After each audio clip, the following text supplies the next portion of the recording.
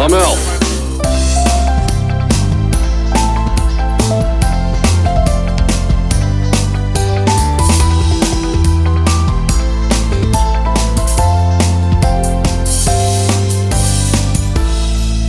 Welcome wherever you are to ALFsplaining with me, Ben Baker. And me, John Matthews. And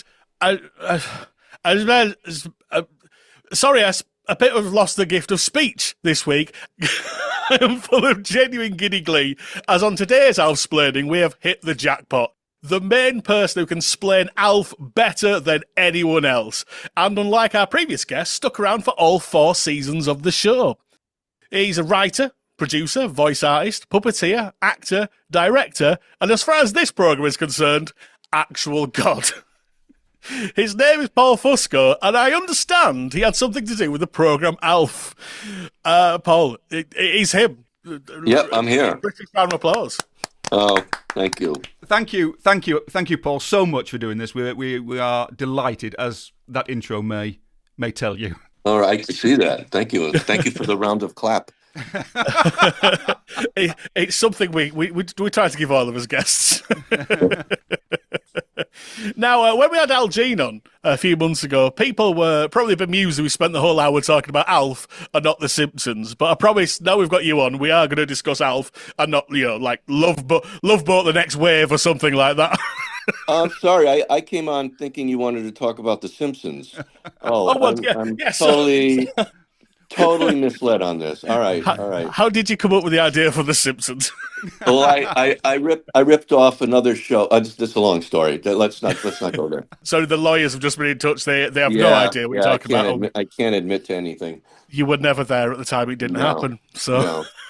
So, in your earlier days, when you were younger, puppets were presumably a much more familiar sight on TV. Were you always drawn to that side of entertainment, or was it more of a happy accident? No, always wanted to be in television. My background was television production.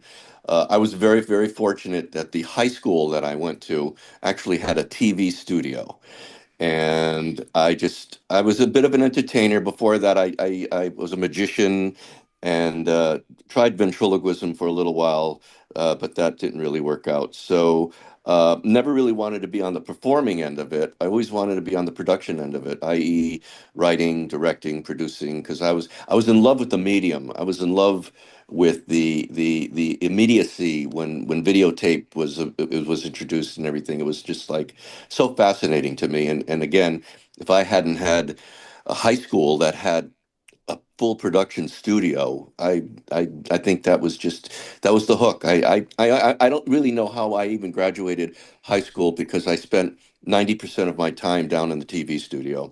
We never had a TV studio, I think. We were looking to get a science room. So that is brilliant. Because you were in sort of early for stuff like Showtime. So we have a friend who works at the BBC who's a huge fan of your work and brought up those Showtime seasonal specials. Right. Particularly good. Is it right that you made the first one of those yourself with your own money? Yeah, you're right. Because when I was working in local television, and I went back to the high school that I graduated from and was teaching there. I became the technical consultant, AV director at the high school. With my love and interest in background in television, I happened to meet a fellow Connecticut resident who worked for the Muppets. Oh, okay. And I was always a fan of the Muppets. And what I loved about it, and what Jim Henson loved about the Muppets, was the Muppets took puppetry and brought it to television, and television was the perfect medium and venue for puppetry, because you set up your frame and all the magic happens within that frame. And as performers, you get to see what you're doing as you're doing it. So I was always fascinated by that. So anyway, he and I established a relationship. He was a great puppeteer and he was a puppet builder. And he said, we should try doing a puppet special like Jim Henson. And I said, great idea. With my background in production and your background in puppetry and building, we should do this, not knowing anything about what the reality of doing this is. So we raised money, $40,000. We set up a company, and I got investors. I got my father to invest. I got everybody to put in whatever they could. and we made this Halloween special called The Crown of Bog. And we thought that this was a great shoe-in, that we were going to take this. It was all puppets and took place underground with all these kind of creatures and everything.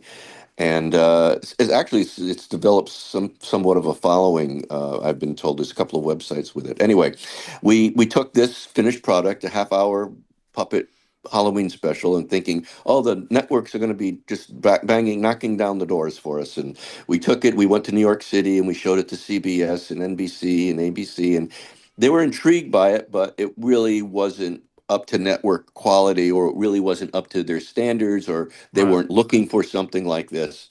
And lo and behold, somebody from Showtime had gotten it, and they contacted me, and they said, we at that time Showtime was just starting, and they had a children's division. They had, during the day, in the morning and the afternoon, they were running children's programs, and they were looking for original content.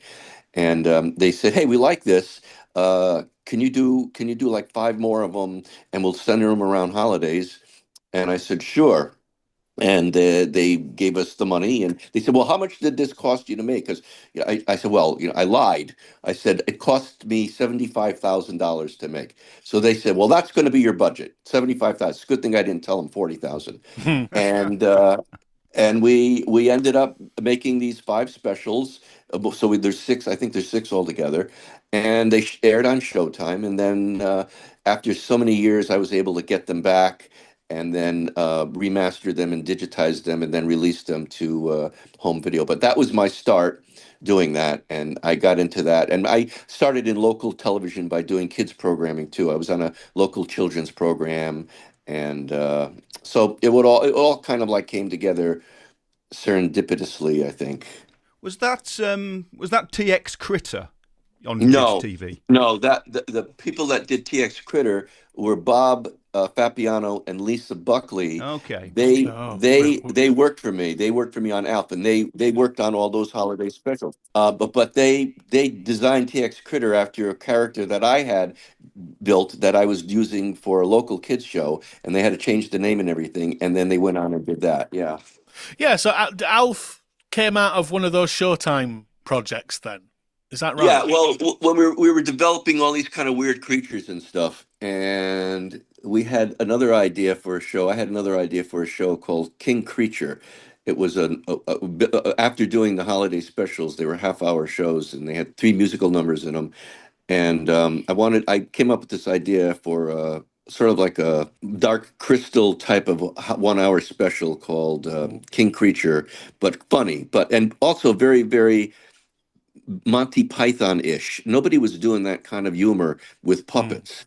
And I was always fascinated. If you remember, at the beginning of Saturday Night Live, Jim Henson was on Saturday Night Live with the Muppets. Yeah, the Yeah. Land of Gorge. They did right. And I was fascinated by that look. And I thought that was funny and silly, and came up with this idea of doing this 1 hour special, took place on another planet, and basically their planet was, they just destroyed their planet. They mined everything out of it. The air was they needed to relocate, so they needed to come to Earth, but they didn't have the technology, and they were just a bunch of bumbling idiots. And in the development of this show came this character look, which was Alf. And although we never sold the show, I always liked this character and this look, and I said, let me hold on to this. And I ended up taking a job at Disney. I worked on a show for Disney, and I had this puppet with me at the time. And while I was out in L.A., I came up with the concept that this was an alien character, and I knew he worked because I had tested him out on people, and I used to walk around and joke, do jokes with everything, and I knew the character worked, and that's how I sold Alf while I was out there with this character. I would never have been able to sell the concept of Alf if I didn't have this character, because nobody would have understood what I was talking about. No, so I suppose it is it's a high concept, but it's not. Also, I Yeah. mean, the sort of the alien in sitcom is a wonderful trope that people come back to again and again, because it's the fun way of what have they learned, what lesson are they learning this week, Right, for example. right. Definitely, although Yeah. Alf doesn't always learn his lessons, as we've. Right. Well, I think the fun part about Alf was he was always the fish out of water. He was, and you could forgive him for the things that he said that were not appropriate or whatever, because he didn't know any better. It wasn't that he was mean; it was that it didn't. He's an alien. Give him, cut him some slack. So that appealed to everyone, and the writers used to love writing for a character like that because there's an innocence there, and there's a fun that you could push that envelope. That's something we've noticed sometimes at watching the show. Alf is either an innocent child or he's like a very wise old man. He's got these two personalities that sort of balance him out. And he's also a bit of a know-it-all. If he Yeah. doesn't know it, he'll pretend he knows it. He'll tell you he knows it, or Mm. he'll bamboozle you in some way. He was a little bit. I don't know if you guys remember. There was an American sitcom here called Sergeant Bilko with Phil Oh, yeah. Silvers. Do you remember that? Yeah. Huge over here. Yeah, Phil Silvers was a great character, a Yeah. bombastic, con artist kind of guy. And I took a little bit of that from him too. That was, Alf is a little bit of everything. You just never know where he's coming from. Oh, see that I've now got an image of an Alf in the army sitcom, because obviously Project Alf, that's jumping way ahead. That was kind of in a similar sort of way, but yeah, I quite like that idea of Right. Alf being the sort of playing everyone. Breaking the rules, not following protocol. I mean, Yeah. that's a perfect venue for Alf to just say, I'm not doing this. It's like I'm s- I'm in the PX selling you bootlegged DVDs of shows of movies that haven't been released yet. Yeah, so Alf appeared in your mind. I've written down like a vision in burnt sienna. Burnt sienna. That's his color. Yeah, the same color Lucille Ball was before the end. Oh, you could have. There was that little bit of crossover before she Yeah. died. You could have had that wonderful double act there if only her time had been kinder, I suppose. Uh-huh. You teamed with Bernie Brillstein, who is a legendary figure to Yeah. comedy nuts like us. Yeah. Did you always have sitcom in mind as a vehicle, or was that sort of something that he sort of suggested because he worked in it? No, always sitcom. I had pitched Alf to a lot of other producers before Bernie that really didn't get it. As a matter of fact, I pitched it to the two guys that created Mork and Mindy, and because my agent brought me to them saying, "Oh, these guys are perfect because they know how to write for aliens." I said, "What does that even mean? They know how to write for aliens?" Yeah, generalized thing, yeah. Yeah, and Yeah. I went and I had this meeting with them, and they loved the idea. And then, I had the puppet, and I showed them what it looked like, and I showed them, I gave them the character, I performed it for them, and they said, we like the idea, but we want to change the character. We think it should be more human-like." I said, "You know what? We're done. We're moving on." And I went to 4 or 5 other places, and then finally, when Bernie Brillstein was suggested, because my agent brought me to Bernie because he understood puppets, quote unquote, because he Yeah. represented Jim Henson. He represented Jim. And he said, if anybody gets this, it would be Bernie. And Bernie totally got it. And he said, I got the perfect guy for you, Tom Patchett. And I was a big Tom Patchett fan prior to Alf because I was a big fan of Patchett and Tarsus. All the stuff that they did was always cutting edge, made me Mm. laugh, kind of on the mean side, but just the Bob Newhart Show, one of my favorite sitcoms of all time, just well written. And it Indeed. was a marriage made in heaven. Tom and I were on the same page. We had the same sense of humor. Tom had the experience of being able to put together a writing room, and we wrote the pilot and did the pilot and brought it to Brandon, and the rest is history. That's obviously Brandon Tartikoff, and we've just finished season 2. And one of these episodes we loved in particular is Prime Time, which of course has a fake Brandon Tartikoff played by David You're Leisure. right. Did you have any particular struggles? I'm going to give you some trivia. Oh, Okay. ready. We did do an episode prime time where David Leisure played Brandon Tartikoff, and we also did another episode where Tom Patchett played Brandon Tartikoff, and then there was another episode where Brandon Tartikoff was actually in the show. So We saw you both on was it Hollywood Squares, wasn't it? We were watching. You were both on that seemed quite unusual right. for you. Don't see a lot of TV executives on game shows. No. Well, Brandon had an ego. Brandon liked to be in front of the camera, and I think the name of the episode. You're making me remember stuff. That's good. The name of this episode, the ALF episode, is called "Make 'Em Laugh," and it's an episode where Alf. It's a fantasy flashback episode. I think it's fourth season or third season, and Alf envisions himself as a stand-up comedian, and he's playing a nightclub, and Brandon Tartikoff is in the audience. The real Brandon Tartikoff on camera and comes up and tries to give Alf a development deal at NBC. And anyway, I'm sure you guys have seen the episode. If not, you will be. We'll see it again. We'll be seeing it again. Yeah. Yeah, no, Okay. as much as we've covered on the, we've just finished season 2 in terms of reviewing Okay. them, but this is not our first rodeo. Okay. 'Cause this is why we do it. We're genuinely, me and John, mentioning Alf or maybe references to Alf, and I think we sort of danced around each other, going like, "Is the other one? Are they joking? Are they not?" And we'd realised no, we both are absolutely mad fans of Mhm. this wonderful, wonderful thing, and it's been a joy to go through. Definitely. We're told of a lot of fun with the rehearsal puppet of Alf. Right. Ralph. Ralph.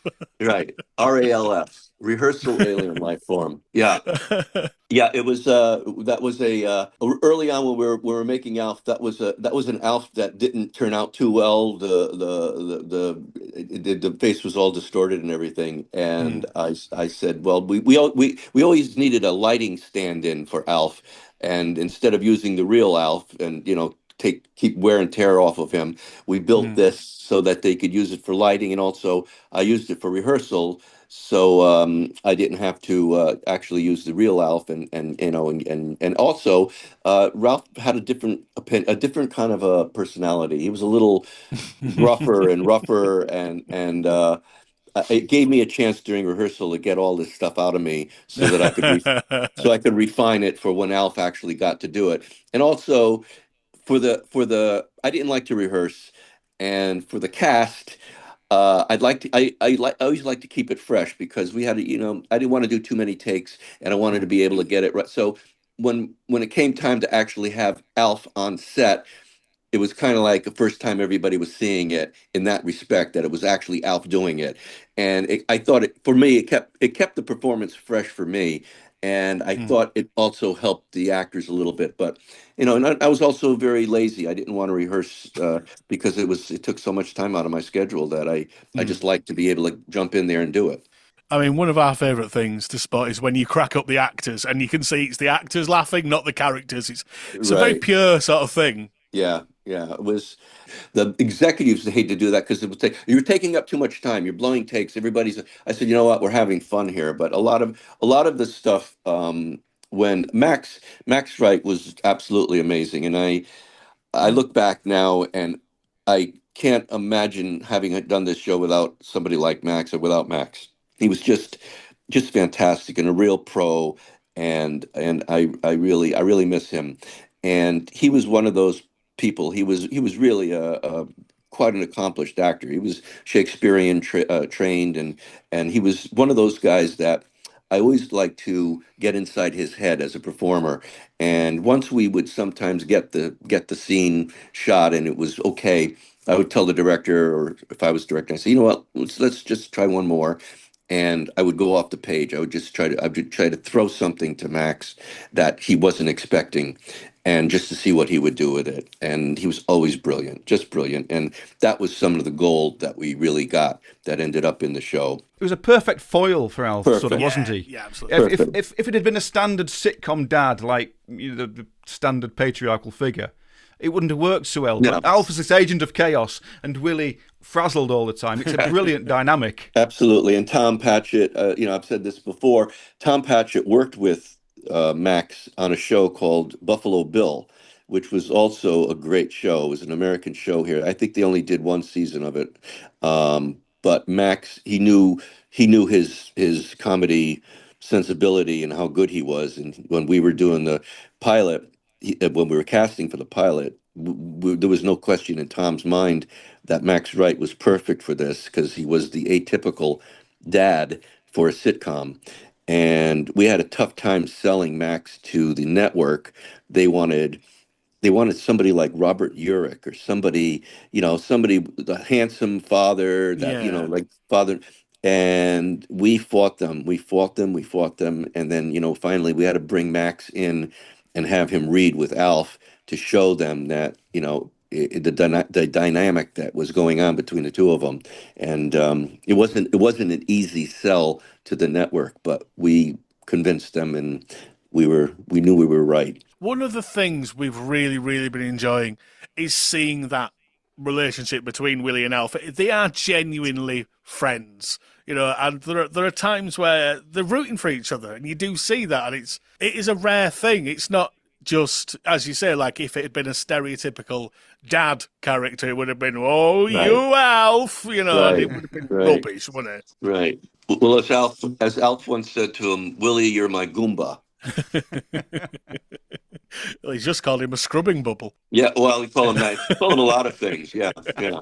But, Which we did enjoy because we didn't know what that was. We had to look yeah. that one up. American reference. Okay. Yep. This is great because you learn things when you're watching Alf as well, and it seems to be written for adults as well. Everybody treats it almost, looking back at it, as a kids show, and yet there's a lot of highfalutin references in it that we don't get. Was never intended as a kids show. Tom and I said we write the show, we write it to make us laugh, and if people latch on to that, fine. But if the kids don't get the references, that's fine. I grew up with the sensibility of Bugs Bunny cartoons, which were cartoons that were done in the 30s, 40s, and 50s for a movie audience by Warner Brothers, and they were intended for adults. They were never intended for kids. And then we had a show here back in the 60s that when I was a kid, I grew up watching called Rocky and Bullwinkle. And they were again an animated show, but the jokes were way over the kids' heads, and it was just hip stuff that I always said you never write down to kids. You don't make it saccharine. You don't make it.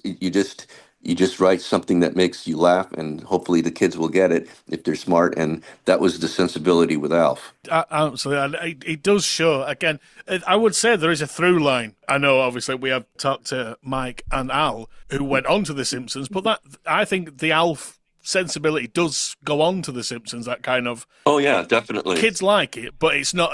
It's pitched in a way which is like, this is for this audience, but it's not pushing out other audiences from enjoying it.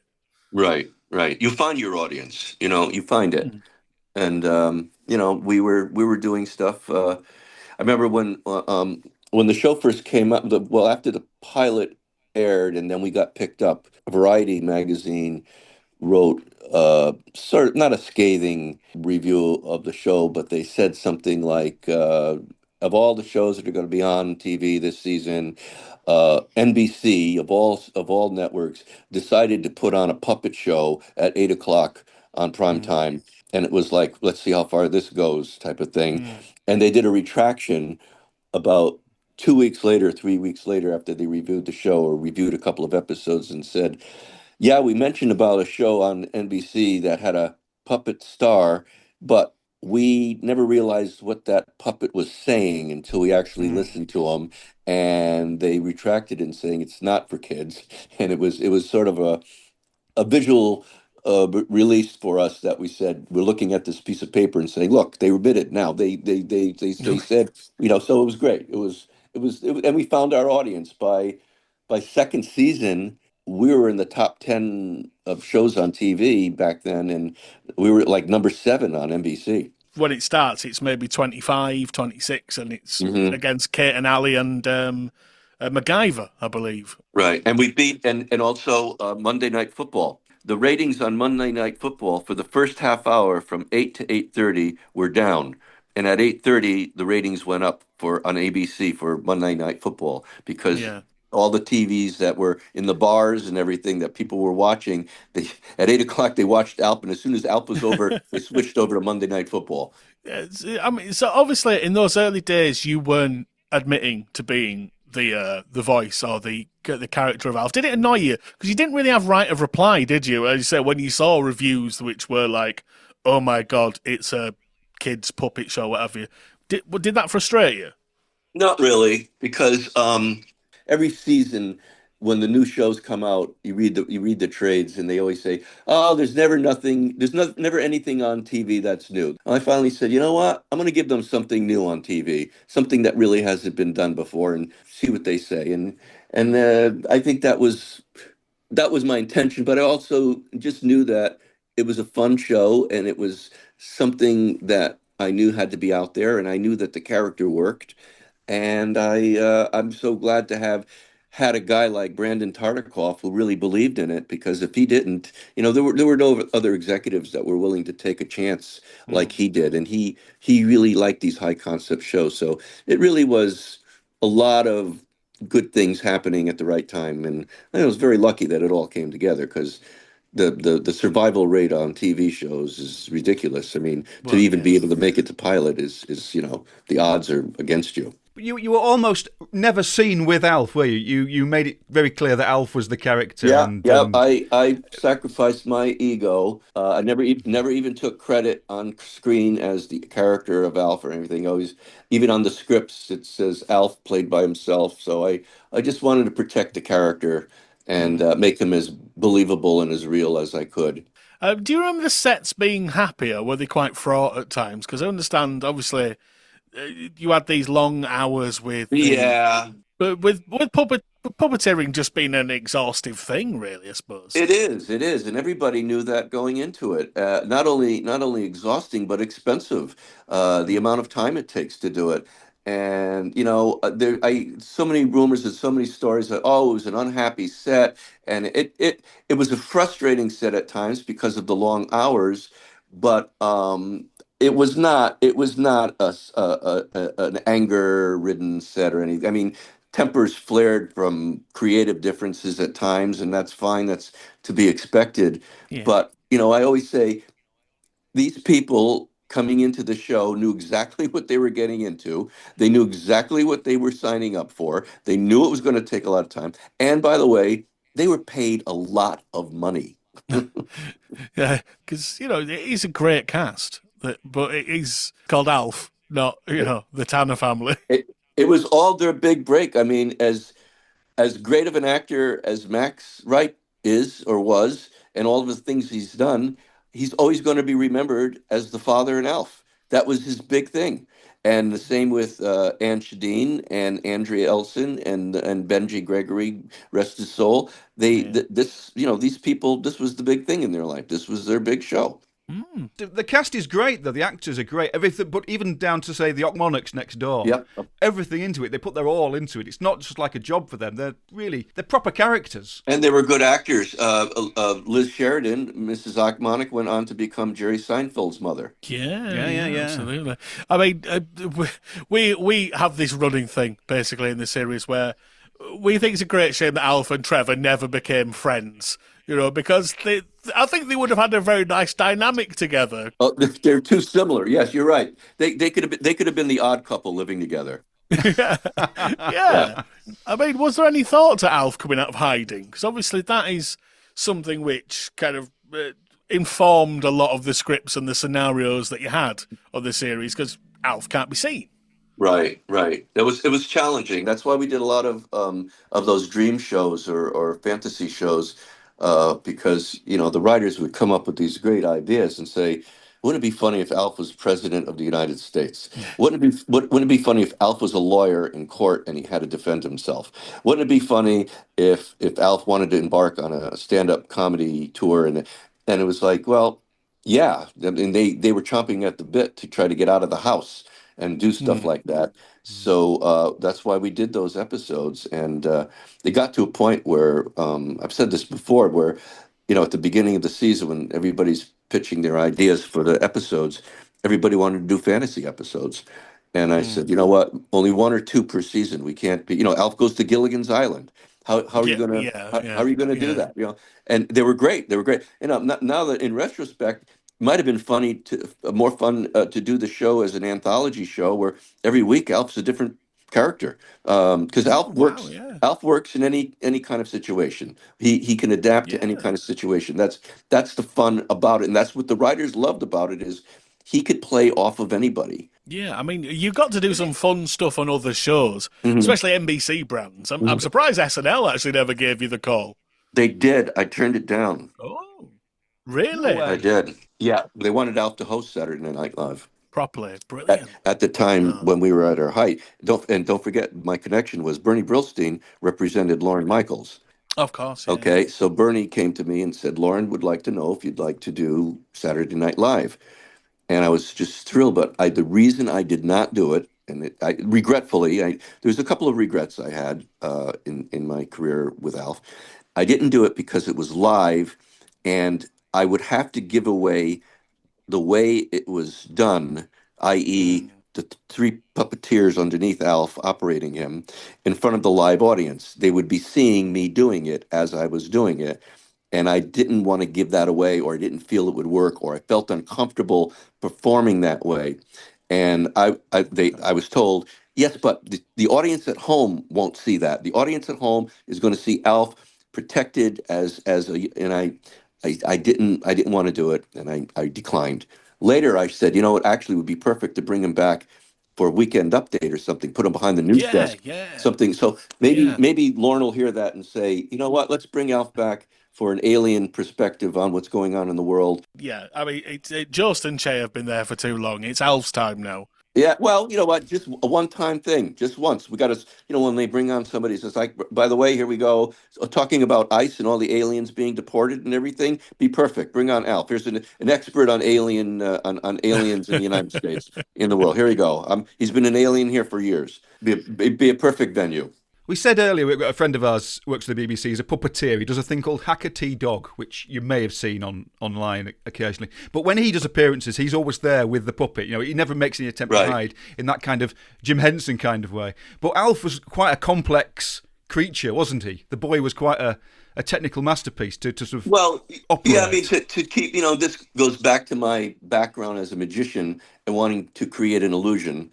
We had to do with what we were doing was not rocket science. I mean, it was, puppetry. Henson was doing what we were doing for years, but, to be able to make him as real as possible, we had to resort to certain things and tricks and, whatever the technology was at the time. There was no CGI at that time. There was no, Mm. and, any kind of special effect would have been totally cost prohibitive.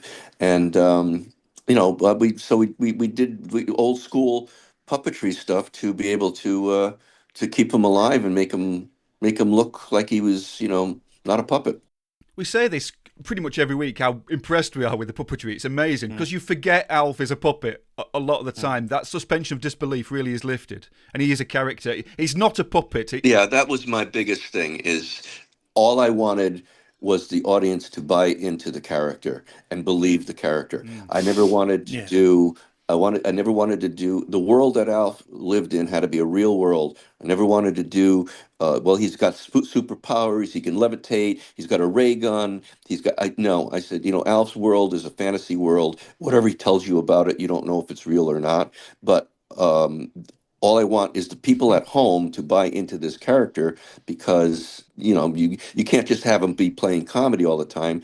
When Alf's feelings are hurt or Alf is sad, or if you don't buy into the character, you're not going to believe it and it looks stupid. So Mm. everything we needed to do is to make this character be as alive and as real and react in real time. That was one of the nice things about doing it that way is that Alf is on the set reacting to people and people are seeing that. So that's the illusion that you're trying to carry and it was challenging but very exciting and hard work but fun. I look back at some of the episodes and see what we did and I think, oh my gosh, how did we do that? That was just so. We had such Mm. a great crew, great technical people. I mean, we worked hard to keep that alive.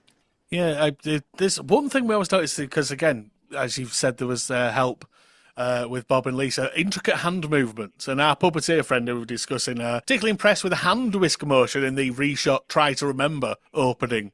Just stuff like that. It's like, until someone points it out to you, you don't go, oh, yeah, how, because it's just naturally done, if that makes sense.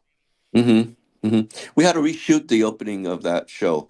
Mm. Originally, Alf electrocutes himself in the bathtub with a hairdryer, Yeah.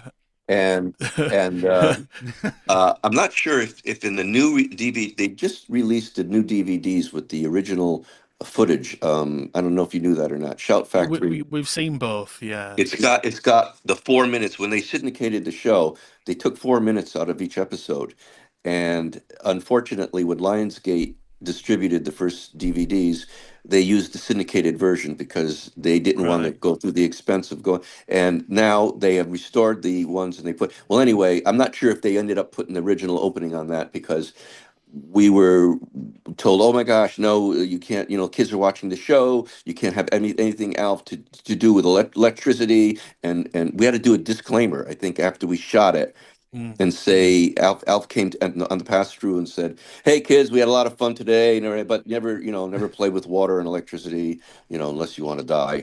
And and then they made us reshoot they made us reshoot the opening, so he actually slips or falls in the Mm. tub and hits his head. So Yeah. Talking of the DVDs, we've been watching them from the German DVDs that came out because they had the full length ah unsyndicated okay. versions on.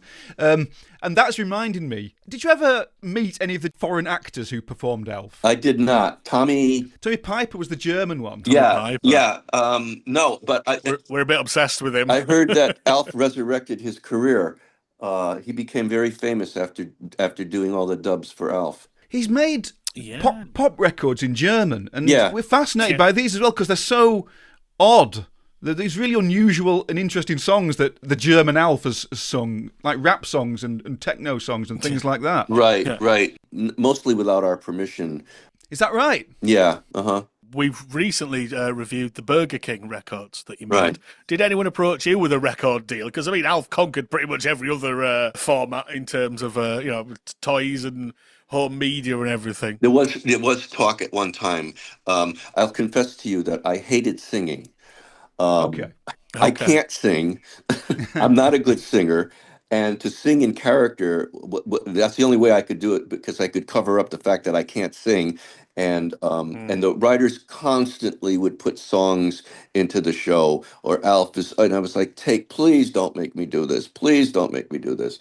But I ended up doing them, but I just never felt comfortable singing, uh, unless I was doing it to be a spoof or to be funny. But yeah, but that was just one of my pet peeves. But the song, the rock video that we did, that Alf makes Mm. for Lynn, "You're the One Who's Out of This World." Mm. That was a lot of fun to do. I was sick as a dog when I recorded that.